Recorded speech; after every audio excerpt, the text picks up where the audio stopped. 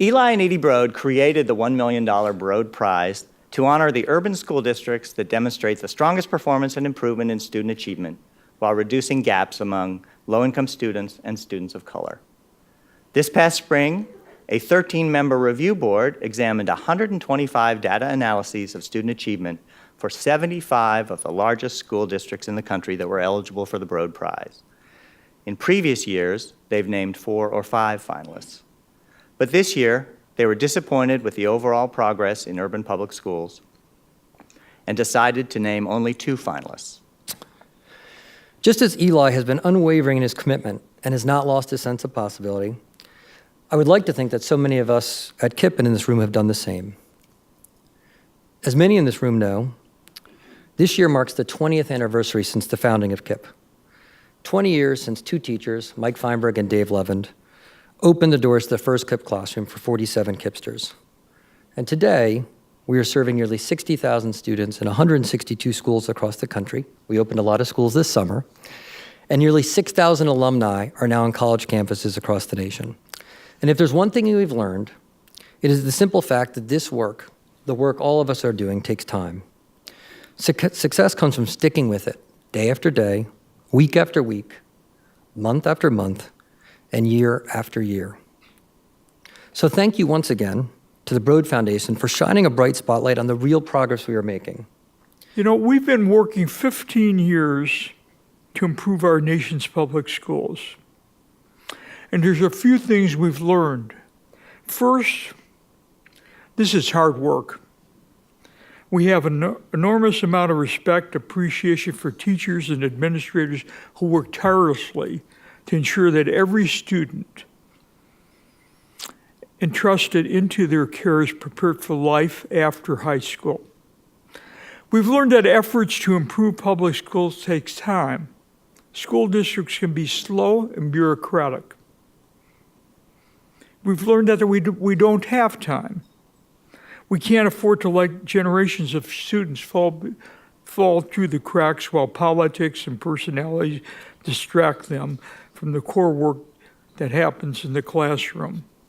And we'll learn through our work on the Broad Prize that there are pockets of success. There are districts like Gwinnett County and Orange County that are doing something right.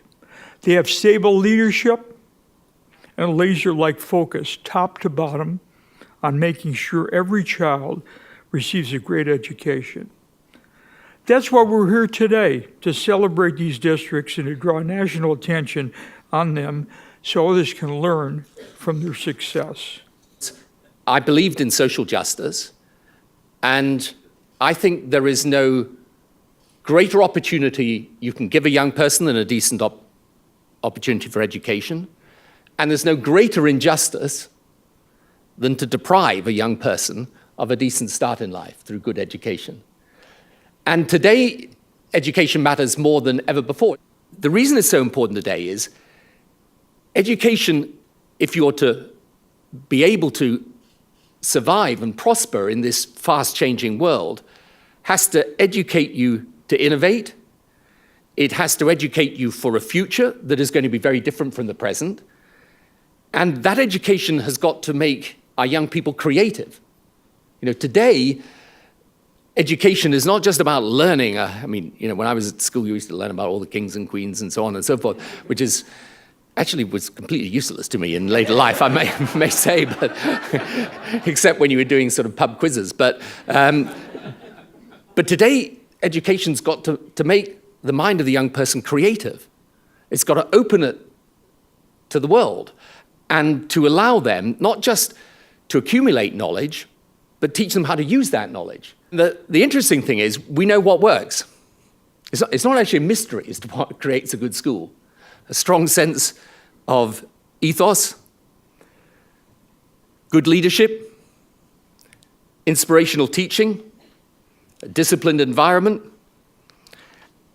teaching staff that feels both valued but also able to bring the best out of their pupils and their students.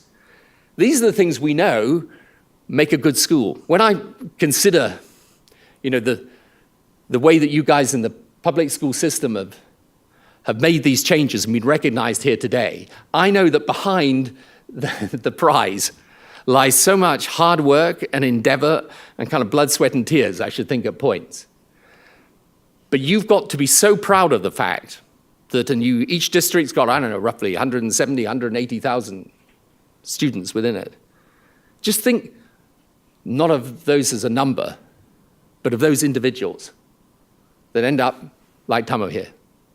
Just think of each of those lives that you've been able to change as a result of improving the system. And that's the kind of hard work that all of you guys are doing around the nation every single day, taking kids who aren't born with a silver spoon in their mouth, who aren't born with all the advantages, but still have this amazing potential to do well if we as adults meet them halfway. But I think all of us come to work every single day because we think we're not getting better fast enough. There's still too many kids out there with heart, with potential, with great intellect, who simply aren't having a chance to be successful. And while I'm thrilled high school graduation rates are now at 80%, I think a lot about that 20% who aren't graduating. In a country this large, that equates to close to 1 million young people leaving our schools for our streets each year. And we know there's nothing out there for them in a globally competitive economy. So we should celebrate the progress, celebrate how far we've come, but all of us come back tomorrow and the next day with a renewed sense of urgency and a better understanding of just the extraordinary potential our kids have when we provide them supports and opportunities and guidance and high expectations throughout their academic career. And in 2014, this is the first time as a winner. I feel like Santa Claus. We have 2 winners, both Gwinnett County and Orange County. Please both come up.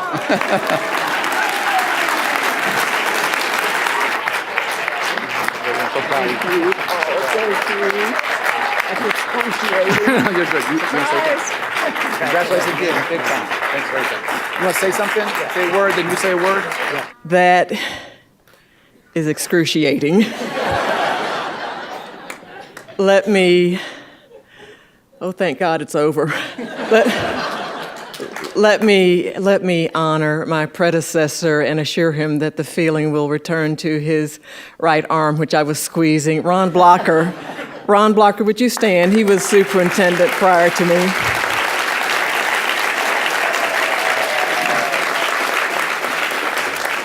I want to thank certainly the Broad Foundation, their wonderful team, Mr. and Mrs. Broad, the tremendous work that you do on behalf of urban public education. I like to tell folks all the time, philanthropists do not have to contribute some of their resources to education. That's not a requirement of being a philanthropist.